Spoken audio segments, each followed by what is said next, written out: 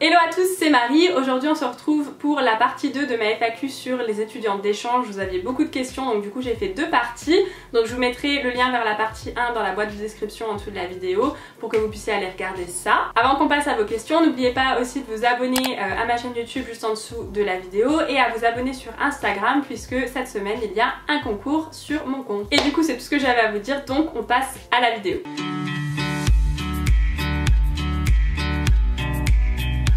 La question, je crois, qui m'a été le plus posée, c'est par quel organisme es-tu passé? Mais alors je ne comprends pas parce que je le dis dans beaucoup de mes vidéos et j'ai répondu à cette question sous mes vidéos des États-Unis, je sais pas combien de fois, peut-être 50 fois déjà. Je suis partie donc avec l'organisme WEP et j'en profite pour répondre à la question qui va souvent avec, c'est est-ce que je recommande l'organisme? Et ma réponse est oui. Alors je peux vous faire une vidéo plus détaillée sur le sujet, donc si ça vous intéresse dites-moi le dans les commentaires. Et j'ai aussi une vidéo sur comment choisir son organisme, donc je vous mettrai ça dans la boîte de description en dessous de la vidéo. Mais oui, je recommande WEP. Ce qu'il faut savoir, c'est que WEP c'est l'organisme français et qu'ils ont un organisme correspondant aux États-Unis. Et une fois que vous êtes aux États-Unis, c'est cet organisme américain qui prend le relais et l'organisme français en fait ne se charge que de faire le transfert d'informations en gros avec votre famille ou avec les personnes de l'organisme français. Donc voilà, en gros vous avez comme deux organismes qui travaillent ensemble. Et donc moi, l'organisme français c'était WEP, l'organisme américain c'était PAX et ça s'est très bien passé des deux côtés. Que ce soit l'équipe française, c'était super, moi je trouvais que c'était bien à l'écoute et tout. Et ma coordinatrice locale de chez PAX était super puisqu'elle m'a sorti de cette famille voilà, qui était vraiment pas terrible pour me mettre dans une famille qui a vraiment en grande partie fait que mon expérience a été aussi magique aux États-Unis. Les gens là-bas sont-ils accueillants et sont-ils ouverts pour toute amitié? Oui, moi j'ai trouvé que les gens étaient très accueillants, très chaleureux. Ils sont pas du tout... Moi il y avait quelques groupes dans mon lycée, mais de manière générale il n'y avait pas trop de cliques en fait. Il y en avait plus dans mon lycée français et du coup aux États-Unis vous pouvez un peu être amis avec plein de gens différents, de styles différents, d'âges différents, de groupes différents, qui aiment des choses différentes. C'est pas gênant, vous n'avez pas à appartenir en fait à une clique, à un groupe. Et du coup tout le monde était très accueillant et plutôt assez ouvert en fait. On dit toujours que les Américains sont très fermés d'esprit. J'ai lu de ces commentaires les gars sous mes vidéos, je vous le dis direct. Si vous êtes dans vos commentaires insultants envers les États-Unis ou un autre pays, ou que votre réponse est un peu trop harsh en fait et que c'est limite méchant, moi je valide pas ce genre de commentaires. Je vous demande toujours d'être respectueux dans les commentaires et j'ai lu de ces commentaires et en les lisant j'hallucine quoi. Je me dis mais c'est n'importe quoi. Moi les gens aux États-Unis, alors oui c'est sûr qu'il y a peut-être des gens fermés mais ça il y en a partout même en France hein, donc c'est pas la peine d'aller jusque là-bas pour les trouver. Mais moi la plupart des gens que j'ai rencontrés aux États-Unis, que ce soit quand j'y habitais ou que ce soit quand j'y suis allée en vacances, en road trip et tout ça, les gens sont hyper chaleureux, hyper accueillants, toujours polis. Voilà, je me suis jamais sentie exclue ou mal accueillie par des Américains. Alors bien sûr j'ai eu la mauvaise expérience de ma première famille d'accueil, mais c'est une famille, ça veut pas dire qu'ils sont tous comme ça et heureusement. Et puis bien évidemment que vous allez rencontrer des gens au lycée qui ont peut-être pas envie de vous parler ou qui vont faire comme si vous n'existiez pas, mais ça c'est leur problème en fait, il y en a partout des gens comme ça. Donc oui, bien sûr que si vous cherchez vous allez en trouver, mais la majorité des gens sont quand même très accueillants et très chaleureux et très gentils. Donc de ce côté là il n'y a pas de souci à vous faire et oui ils sont ouverts pour une nouvelle amitié parce que comme je disais ils sont pas du tout dans cet état d'esprit d'avoir une clique à eux, un groupe à eux. Ensuite, vers quelle tranche d'âge c'est mieux de partir? Alors je crois que vous pouvez pas partir avant 16 ans mais je suis pas sûre. Je sais que le maximum pour partir c'est 18 ans et 6 mois et qu'il y a certains organismes qui n'acceptent plus après 18 ans. Donc ça dépend, je sais que WEP ils acceptent jusqu'à 18 ans et 6 mois. Après pour les autres je ne sais pas. Et ça c'est parce qu'il me semble que les lycées américains n'acceptent plus après 18 ans et 6 mois parce que vous êtes trop âgé et après ça peut poser des problèmes au niveau légal. Il faut en principe être au lycée en France. Sais-tu si des aides financières existent? C'est le seul problème. Conséquent cela dit. Alors c'est le problème pour beaucoup de personnes. Est-ce qu'il y a des aides financières qui existent? Alors moi je ne sais pas. Mais quelqu'un a répondu, parce que la question a aussi été posée sur YouTube et quelqu'un apparemment a répondu que oui, que certains organismes proposaient des bourses. Donc c'est à voir, c'est à chercher, ça m'étonnerait pas que ça existe. Après il faut voir quelles sont les conditions tout simplement. Mais du coup j'imagine que oui. Après parfois le conseil général peut aussi vous aider. Mais ça c'est voilà, c'est à leur bon vouloir on va dire. Donc voilà. Une autre question qui m'a été posée c'est est-ce que c'est cher de partir un an en tant qu'étudiant d'échange aux États-Unis? Alors, cher, je ne sais pas, parce que cher c'est très relatif hein, par rapport à ce que vos parents gagnent, par rapport à peut-être ce que vous gagnez, je ne sais pas. Est-ce que c'est beaucoup d'argent? À mon sens, oui. Quand je suis partie, c'était pas autant d'argent que maintenant. Maintenant, c'est, je crois, minimum 10 000 €. Ouais, minimum 10 000 € pour partir un an. À mon époque c'était moins cher que ça, enfin c'était moins cher, c'était moins d'argent que ça du coup. C'est beaucoup d'argent, est-ce que ça vaut le coup? Oui, complètement. C'est quelque chose qui reste avec vous à jamais. Votre anglais voilà, il est juste, enfin, il est génial en fait. Moi tous les gens qui sont partis un an, ils ont un super anglais, ça va vous aider dans votre carrière professionnelle, ça va vous aider quand vous voyagez. Voilà, c'est un atout, c'est un avantage. Et culturellement parlant, ça n'a pas de valeur en fait, ce que vous gagnez culturellement parlant ou humainement parlant, ça n'a juste pas de prix. On vit tellement de choses et on vit tellement à fond, on rencontre de superbes personnes.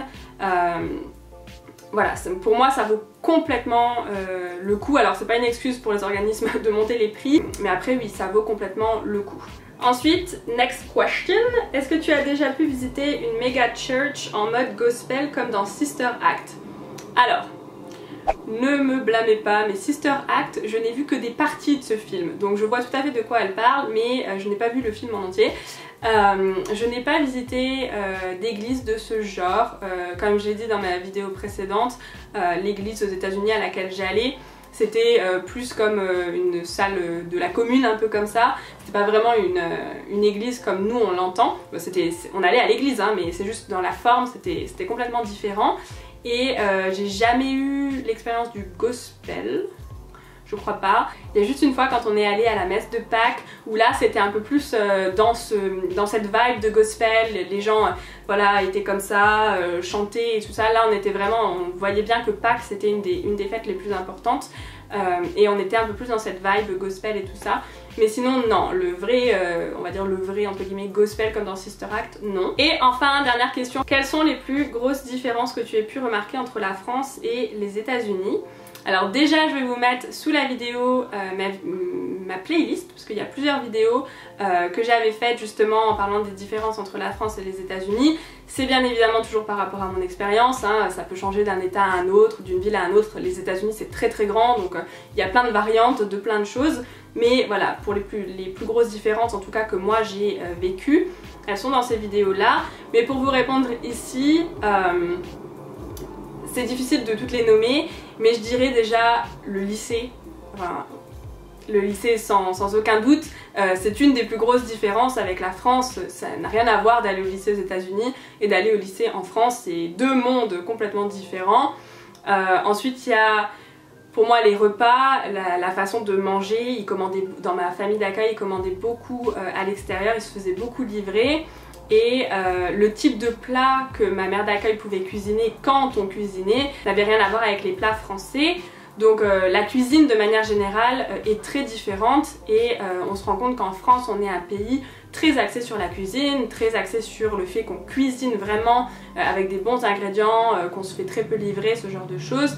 La France est un pays très très culinaire, on a énormément de recettes, la comparaison est presque infaisable avec les États-Unis. Une des autres différences, je ne sais pas pourquoi je ne l'ai pas dit en premier, c'est l'enthousiasme. Je sais pas comment comparer la France et les États-Unis en parlant d'enthousiasme sans critiquer entre guillemets. Négativement. On va dire que sans parler de la France, aux États-Unis ils sont hyper enthousiastes et surtout moi j'ai ressenti que les gens sont très vite heureux pour vous et que c'est honnête. C'est vraiment voilà, ils sont contents pour vous et ils sont pas jaloux ou médisants ou voilà, ils vous mentent pas. Quand ils vous disent qu'ils sont contents pour vous, ils le sont vraiment. et ils sont très enthousiastes. Si vous leur dites que vous avez été pris dans une équipe ou que vous avez fait un défilé de mode, ce genre de choses, ils sont waouh, ah ouais mais vas-y raconte-moi, mais comment t'as fait, oh, mais c'est super, bah, ça, voilà, ça a dû vraiment te faire plaisir. Enfin, ils sont vraiment enthousiastes, ils vont vous encourager et c'est assez différent de ce que moi j'ai pu expérimenter au lycée ou même après le lycée. Dès qu'en France on essaye un peu quelque chose de nouveau ou voilà, que les autres ne font pas, qu'on est un peu différent, tout de suite alors qu'on s'en bat les couilles, laissez-nous vivre. Et du coup voilà, ça avait vraiment changé. Et puis pour la petite histoire, moi quand j'étais au lycée français et que j'ai commencé à dire que j'allais partir un an aux États-Unis, que c'était vraiment concret, mes professeurs à l'époque m'avaient dit mais qu'est-ce que tu vas faire aux États-Unis, mais ça sert à rien, va plutôt faire une prépa, fais prépa ingénieur, pourquoi, je sais même pas si ça existe mais voilà, fais ingénieur, fais prépa, pourquoi tu vas partir à l'étranger, tu vas rien apprendre, tu vas perdre un an. Non mais, on arrête 2 secondes. Quand je suis arrivée aux États-Unis, c'est oh, mais c'est trop bien, tu fais étudiant d'échange, moi j'aimerais trop, mais nous les Américains on est trop bêtes pour penser à faire ce genre de choses, mais c'est génial. Ils sont vachement plus enthousiastes sur plein de choses en fait, et même des petites choses, si c'est bon pour vous en fait ils sont contents. Donc ça c'est vraiment une grosse différence. Alors oui, bien sûr qu'en France les gens sont aussi enthousiastes pour vous, mais il faut quand même dire que quand vous faites un truc de différent en France, comme je l'ai dit, les gens ils tâtonnent en fait, ils marchent un peu sur des œufs, ils savent pas trop, alors qu'aux États-Unis, si vous dites bah je vais tester ça, ils vont vous dire mais oui mais tu devrais, de toute façon t'as rien à perdre, vas-y, essaye, c'est bien. Donc voilà, ils sont un petit peu plus positifs dans l'entrepreneuriat, on va dire un peu comme ça, et dans le fait de tester de nouvelles choses et de réussir. Ils soutiennent beaucoup la réussite aussi. Moi je sais que dans une de mes vidéos sur la fac de droit, j'avais dit que j'étais major. Voilà, que j'ai été plusieurs fois major pendant la fac. Et mon dieu, on m'a écrit de ces commentaires. Oui, t'es pas obligé de te la péter en disant que t'es major. Non mais oh, on se calme. J'ai juste dit une fois que j'étais major. C'est pas se la péter parce que je l'étais vraiment et que j'ai beaucoup travaillé pour, donc je l'ai mérité. Mais c'est tout de suite on a ces réactions négatives. Oui mais pourquoi tu dis ça? Comme si la réussite en France c'était quelque chose dont il fallait pas parler. Mais enfin si vous réussissez quelque chose, s'il vous plaît dites-le moi dans les commentaires. Moi je serais hyper contente pour vous, c'est quelque chose de bien. Et du coup aux États-Unis ils sont comme ça, si vous réussissez, ils vont être contents pour vous, ils vont être enthousiastes, ils vont vous féliciter, ils vont vous soutenir. Si vous ne réussissez pas, eh ben, ils vont vous encourager à faire mieux, ils vont pas essayer de vous enfoncer encore plus. Donc voilà, il y a vraiment cet enthousiasme un peu général que moi j'avais beaucoup aimé et qu'on retrouve pas forcément en France. Et donc voilà pour cette vidéo, j'espère que ça vous a plu, j'espère que j'ai répondu à vos questions. Si jamais vous en avez d'autres, n'hésitez pas à les laisser en commentaire. Merci beaucoup d'avoir regardé, merci beaucoup à tous les nouveaux abonnés de nous avoir rejoints sur ma chaîne, bienvenue. Et voilà, moi je vous fais plein de gros bisous et je vous dis à la prochaine pour une nouvelle vidéo. Bye bye!